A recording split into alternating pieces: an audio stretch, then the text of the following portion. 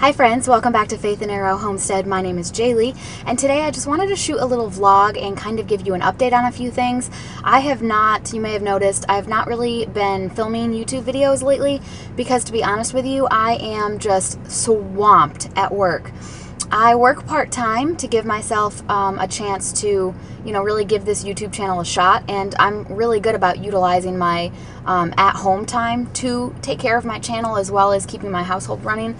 But we have 3 people out at work. One person's out on maternity leave, another person got injured at work and is out, and then another person fell at home and broke their arm, and so they're out. And another hospital in our region is also short-staffed. So I have been picking up more hours at my hospital, and I've been picking up hours at this other hospital. And I'm working full-time plus some overtime right now. And, I try and be... how do I say this? I flow with the seasons of my life. Rather, I try to. And I feel like if YouTube were supposed to be my priority right now, God would make sure I had the time I needed to focus on it. I feel strongly that I'm needed at work right now, and that's where I should be focusing my time. And so I have been. I've been really diligent, and I am proud of myself. I think, my department, we're hanging in there. We're doing what we need to be doing to take care of our patients. I'm very passionate about caring for my patients. I want to be able to help people through my YouTube channel, but until I, meet those people and get myself in front of those people who need me, I'm going to take care of the people who need me that are in front of me right now. And I'm fine with that. I'm totally okay with that. But I don't want to completely abandon my YouTube channel, so I figured I'd come in and shoot a little update. I'm in my car right now. I'm off today for the first time in 9 days, I think.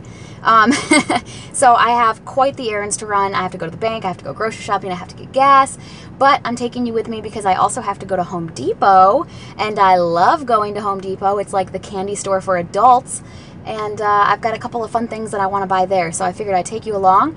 And then when we come back to the house, I have a couple things to show you that we've been doing here at the house, and I just figured today could be a fun vlog, little update, and I can kind of get myself back in front of the camera again. So let's go run some errands. I still get so nervous talking to the camera in public, and of course there were a bunch of people in the store, but we got to the light section, and these are the ones I ended up going with. I need to up-pot my elderberries, so I'm on the search for a pot. But I don't think I really like any of these. Plus there are so many cool, unique ones out there. I'm sure I'll be able to find something I really like. I have a feeling I'll end up with something like this. Not this one though. I don't like this material, but I love that look. That's cute up there too.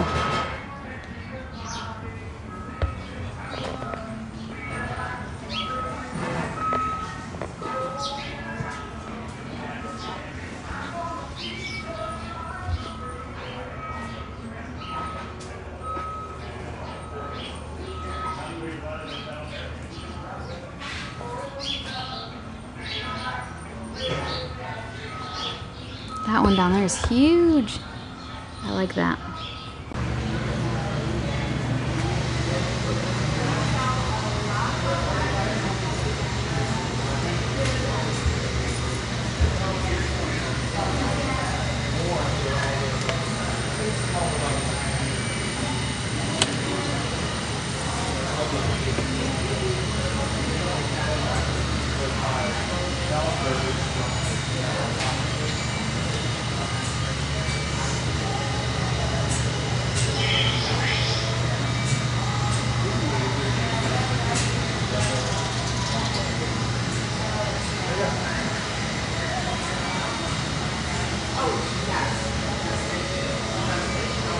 That's the downside to living in like kind of a bigger city, I guess, is that it's just always busy. I got to Home Depot at like 9 a.m.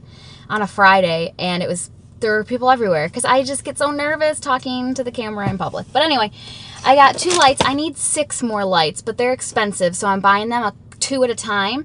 So I got 2, I need 4 more. They were $68 a piece. I haven't talked about the lights that I use for my seed starting setup. I've had several people ask me about them, but I haven't shared because I'm gonna be really honest with you. They still perplex me. I did so much research when I was choosing the lights that I wanted in the very beginning. And to be honest with you, I didn't really get anywhere with it. From what I can tell, they're pretty much all the same. The reviews are always like, these are great, these are the best lights ever, or these are total crap, don't buy them. Like, there's reviews for both in all of the lights I've looked at. And so what I ended up going with was whatever Home Depot had, because I don't like to wait for things.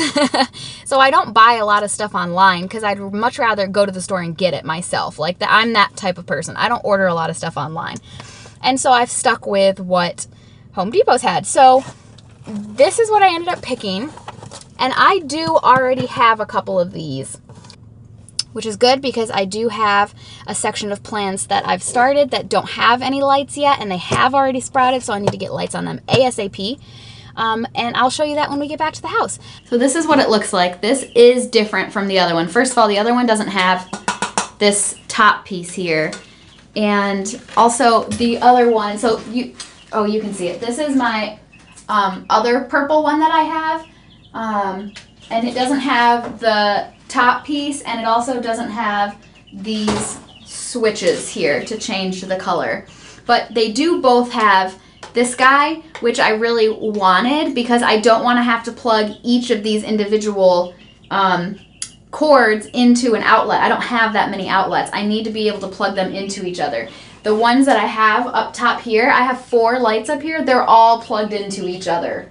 And that's really helpful when it comes to utilizing outlets in your space. So cool, this is fine. Here, let me make sure that you can see. So I've got lights here, lights here, lights here, 2, 4, 6. I don't have lights here. These are my onions. I started all of my onions the other day, and several of them have sprouted, and there's no light here. So that's where these are going. And then you can't see it. I have more space. Let me see. I have more space. Right now it's just being used for storage, but I have space here and here. And if I get crazy this year, I even have space down here that I could realistically put things if I really, really needed to. For sure, I'm going to fill up this shelf, and this shelf down here. But anyway, I'm going to just quickly go over my seeds that I have started and kind of show you how everything's doing, because everything's doing really well and it's actually really exciting. So this little guy, I don't have a container for it, so I just kind of stuck it in there. Yeah, so just ignore that. Pretend you don't see that. But here I have my onions, and I don't know if you can tell through the camera, but there are a bunch of little sprouts all over the place. A whole bunch. This one over here has a whole bunch. Oh yeah, you can see those. These don't really have, oh, there's a couple little babies in there. Little ones. Oh, there's a whole bunch in here. Are there any over here? A few little guys. So yeah, they're sprouting. They need light. These guys back here have been abandoned. Over here, I have my dwarf tomato plants, and I just kind of stuck them all in this outdoor table planter because I didn't know what else to do with them. And I don't know. I don't know if these are even going to do anything, to be honest with you. I don't really care. They were just an experiment. And then back here, I have my chamomile, which I've been harvesting. This one, and this one had flowers that I have already put in tea. They are gone. So yeah, it's doing its thing. Up here, I had these two and this one down here in with the onions, but these are poppies and they sprouted, as you can see. So I was like, shoot, they need light. These guys have not sprouted yet, but I wanted them to get light as soon as they did. Back here, I've got all sorts of little sprouts. Hollyhock, tomatoes, peppers, some oregano's in there, celery's in there, all sorts of good stuff. So those are looking beautiful. This guy is, oh, I come in here and just smell it. And if anybody comes in here to see the chicks, I make them smell it. I started this basil from seed. It's so nice having that smell. And I've got some lettuce, a couple more tomatoes that didn't fit with the others, some more lettuce. Another basil back here. These are pears. I planted them on faith that God's going to give me somewhere to put them. So they're coming along nicely. And yeah, so I just did this tray up here for fun, just like I did these for fun. This is for actual planting, and this up here is for actual planting. Stay. All of this over here was just for fun. So it's coming along. I still have a lot more seed starting to do, but it's been a lot of fun, especially having these guys here. I can probably move this back down now that I've got this light that we're gonna put up. Don't see any little sprouts there yet. These are peppers, mini bell peppers and regular size bell peppers. And these are Oriental red poppies that I'm really excited for. I love poppies. I love having poppies in the garden. Isn't it so fun? I love starting seeds. I just love it. Okay, let me quickly show you how the chickies are doing, and then I'm gonna get some lunch because I'm getting kind of hungry. They're about a week old. They've already, I would say, doubled in size, and they're so cute. Hi, babies. Hi, my little sweeties. 1, 2, 3, 4, 5, 6, 7, 8, 9, 10, 11, 12. What's going on? Look at you guys getting your feathers. Look at you guys getting your big girl feathers. Oh my goodness. You guys are so cute. What's going on? What's going on?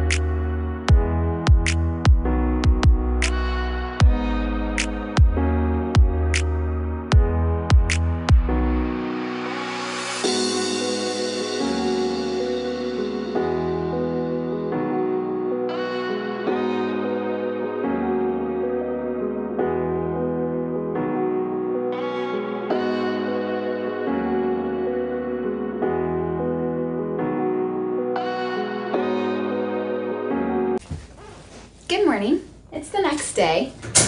I'm just so today's Saturday then. First I'm gonna give my sweet little Amelia girl some eggs.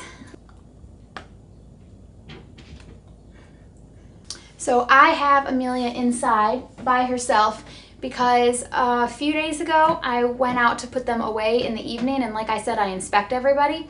Admittedly, I don't really do a full inspection. I look at their feet, I look at their eyes and their face and their wattles and their comb, and I make sure that there's no obvious trauma or anything. But it just happened to catch my eye that her butt was naked. She didn't have any feathers on her backside, and it was a little bloody and kind of pussy and just gross. So I was like, oh no. So I came in, I got the dog kennel.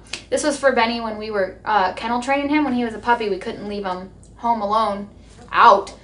So we had him kennel trained. He's not anymore. We don't use this anymore. So I use it for when I have sick animals. And so I brought her inside, and she's been inside now for 4 days, I want to say. I read online that whenever there's bullying, and that's happened where there's blood and feathers have been pulled, you have to let them grow back all the way before reintroducing them, or else they're going to see and they're just going to keep doing what they were doing.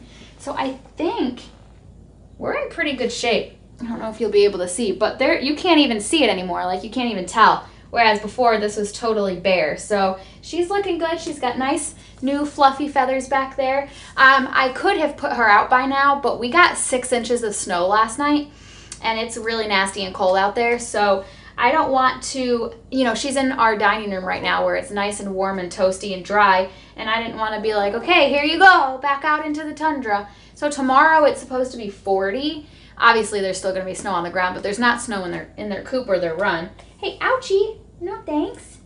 Why don't you go finish your eggs? Stop it. So I'm thinking maybe tomorrow when it warms up a little bit and the sun comes out, I'll put her out then and it'll be less of a shock. And hopefully she can reacclimate well and won't have any issues.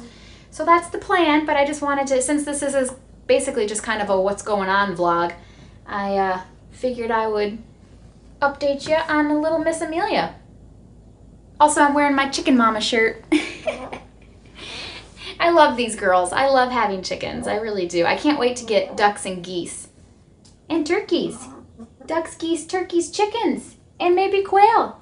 I love the birds. I love having birds. You're a very sweet girl, huh? You're very sweet. You want to go back in there and finish your eggs? Come on, let's finish your breakfast. I can tell that she was definitely stressed out because she has not laid an egg.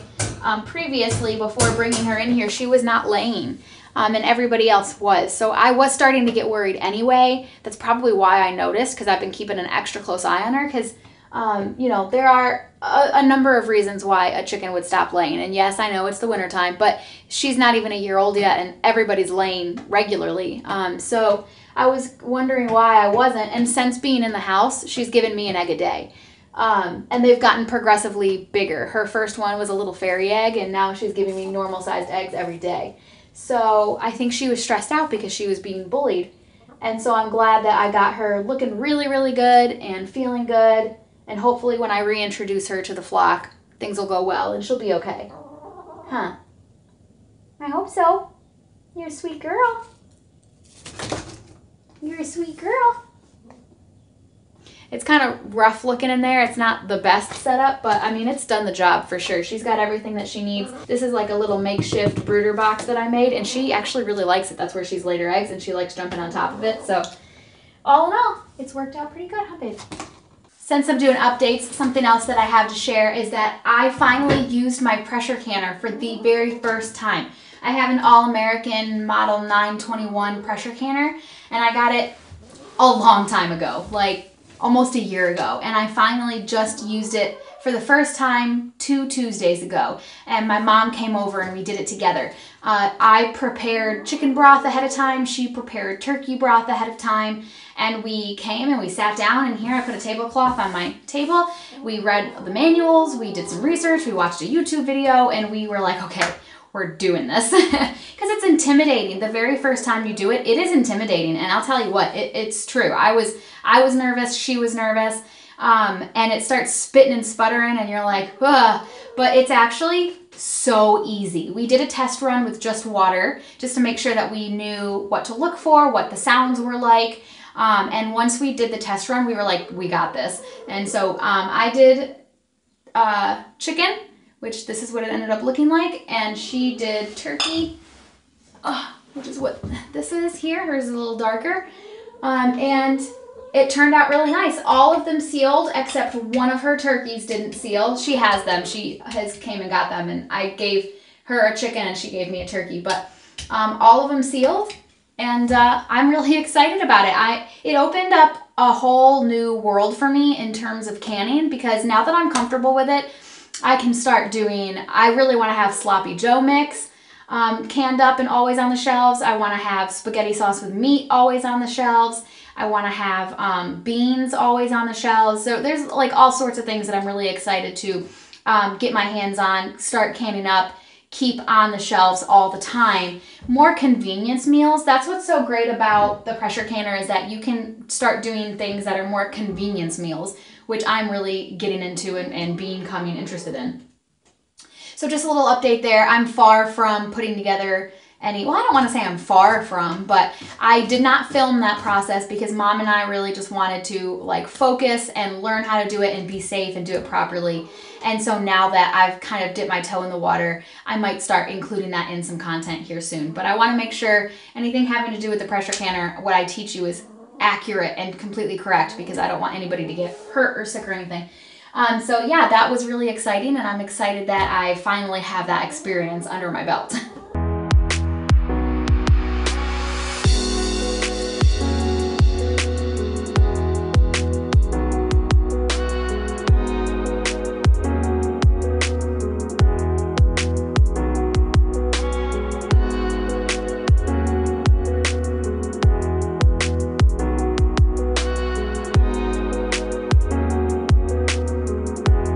It's snowing.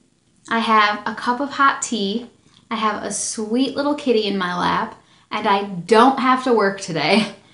Is there anything better in this world? I try and remind myself that even though I don't have everything that I want, I have a lot, and I am blessed abundantly. Hi, Fifi. Huh. Yeah. So anyway, I just wanted to talk to you quickly. I'm going to end this vlog here in just a minute, but I wanted to kind of introduce something because I have a big video coming out. Well, I haven't filmed it yet, but it's going to be, to me, it feels like a big deal. I don't know if it's going to be received that way, but to me, it's a big deal. I started reading a book. Before I get into the book, I want to say something else. I love that I have gotten to this place in my life where I have started reading books that are educational. I love a good fantasy. That's definitely like my favorite like fictional category. Like I love magic and like Harry Potter's my favorite book series. Like I love reading about a world outside of our own. I think it's just so fun. And I love a good romance. Like I love when there's a strong romantic plot. I'm here for all of that, but I've gotten to a place where that doesn't do anything to further me in life. Like it's just a placeholder. It's more or less something that I read to escape, you know, the life that I'm living in reality. And I want to enjoy my life in reality so much that I don't feel the need to escape it. Not saying that I'll never read a fantasy or a romance again, because I will, but I've just been trying to, especially with it being winter, I'm like, what can I read that will further me towards the life that I want to live? And so I came across this book by recommendation through somebody on YouTube, and it is called Deep Nutrition by Catherine Shanahan.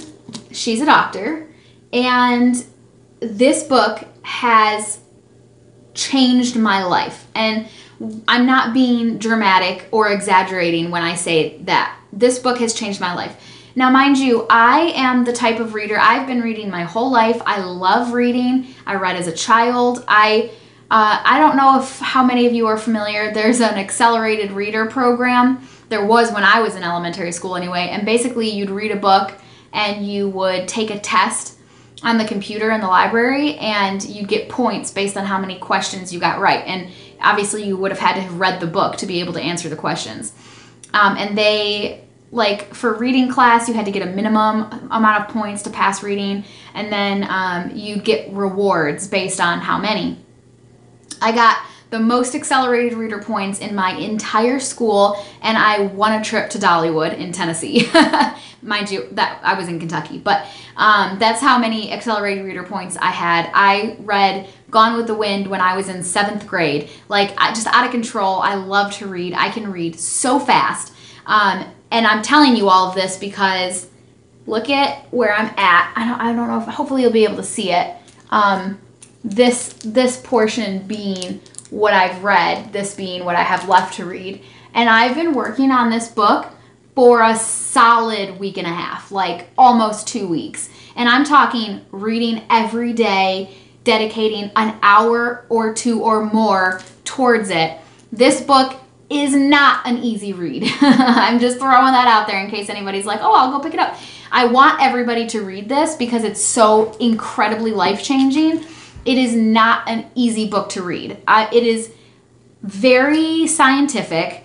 The terms, it is not put in layman's terms whatsoever. Sometimes she will. Sometimes she'll give you the whole scientific explanation for something, and then she'll be like, so that's like a girl is on a plane flying to see her parents, and this happens, and I'm like, okay, thank you. That reminds me of Michael from The Office when he's like, okay, now explain it to me like I'm 5. No, some of the concepts in that book are very complex and very difficult to get your head around. I cannot fly through this content. I have to read it slowly. I have to Google words sometimes. I have to reread things a couple times. But I enjoy that for 2 reasons. First, the concepts in this book are so life-changing that I appreciate that she helps you fully understand them. She doesn't just say, let me think about this for a second. So like I have content already out for pesticides, right? And I've given you guys a lot of information about pesticides, but I've never gotten down to the molecular level of why pesticides are bad, right?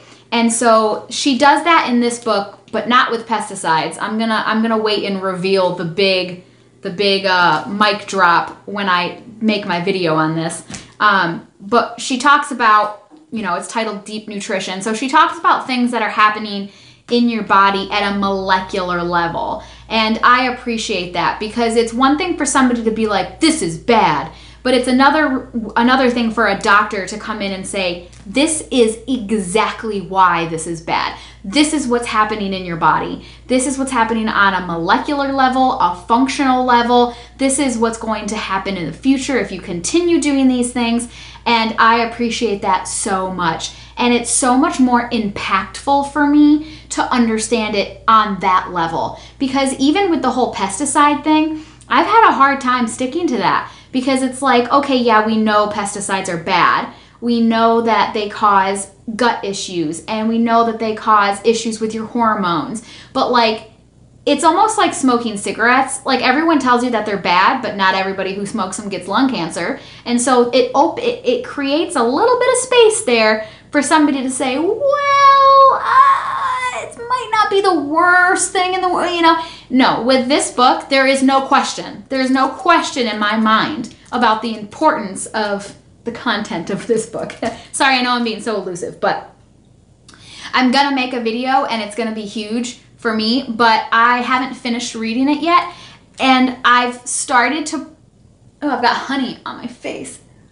I've started to pray about it. I've been taking notes. I need time to finish reading the book and then to also collect myself and figure out how I want to present the information. Because I had a conversation with my coworker the other day about some of the things I had learned, and I just word vomited at her all this stuff because I was so worked up in the moment and I was so just like flabbergasted by what I was discovering. And she just like looked at me wide-eyed, and even after I had stopped talking, she just looked at me and like didn't say anything for a second, and she was like, well, that's a lot. And I was like, I'm so sorry. Like, this stuff is so intense and so heavy that I can't do that. And I apologized to her. I was like, I'm sorry. I just needed to tell somebody else needs to suffer with me. But that was not the proper way to convey that information. And so for my video, when I talk about it, I want to be very clear and concise, and I don't want to fearmonger, and I want to make sure that the information is presented in a way that's digestible, so that people will be receptive and feel motivated and inspired and informed and not scared. But even for me, reading it, coming from a doctor and the way she's presenting it, it's scary stuff. So there is no getting around that. There's no fairies and unicorns, roses way to tell people about it, but I can't do what I did to my coworker. So I've got to think about it, take notes, figure out how I want to present it. But I do just want to say that it has been really exciting for me as an adult to continue learning and expanding. And it's fun too because, my vocabulary for my age and for this time that we're living in, I would say is a bit advanced, but it's definitely nowhere near like as advanced as it could be. Listening to her talk and having to look words up and just seeing how articulate she is, I'm like, oh my gosh, there's still a lot of room for me to improve my vocabulary even more. And I was telling Tom, I said, there is nobody encouraging you beyond school, through college, and then once you're in your workplace, to expand your knowledge independently. If it doesn't have anything to do with your job nobody wants you to learn anything else or cares about you learning anything else. And so it's so empowering for me that I took the opportunity to say, I have interests and I want to expand my knowledge on those interests. You know, and even with homesteading, I think that's so important because, like, yeah, chickens lay eggs, and canning's a scientific process, right? And what happens in the kitchen, that's science, and all of those things. But people don't always get down to the core of what's happening, and it's just so much fun for me to kind of go beyond just how to do the things and to learn why we're doing the things, what's happening when we're doing the things. That's really fun for me, and I've had a lot of fun doing that.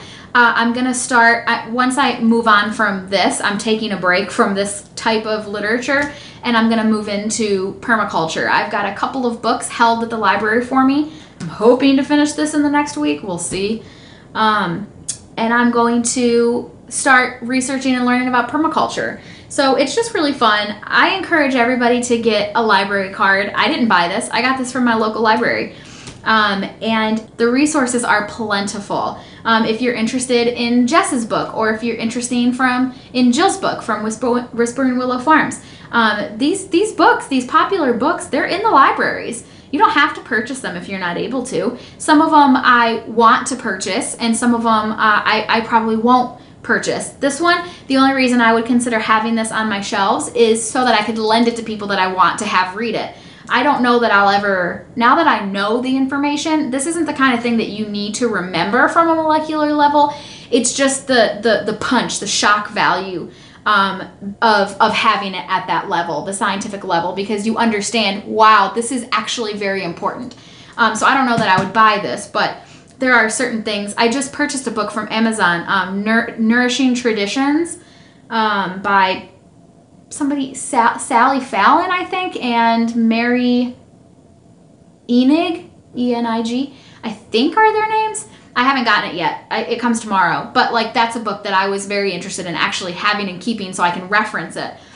Things like that. So, anyway, I just figured I'd end the vlog letting you know, because this was just one big update. I was just kind of updating you on various things. And so that's where I'm at with my reading. I was going to do a book club this winter. I didn't end up getting around to it. And I haven't been able to film that much lately anyway, with work being so busy, but I am still reading, and I figured I'd share that with you guys. So anyway, guys, thanks so much for hanging out with me. If you are not subscribed and you're interested in seeing my seed starting setup, or if you're interested in learning more about the book Deep Nutrition and other things, then please consider subscribing. At the end of my videos, I've been saying be blessed.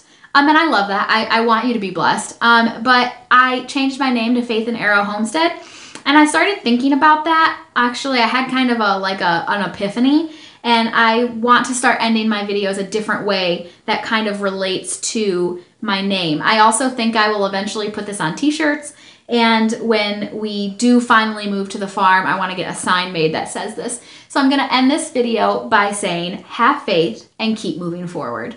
Bye, guys.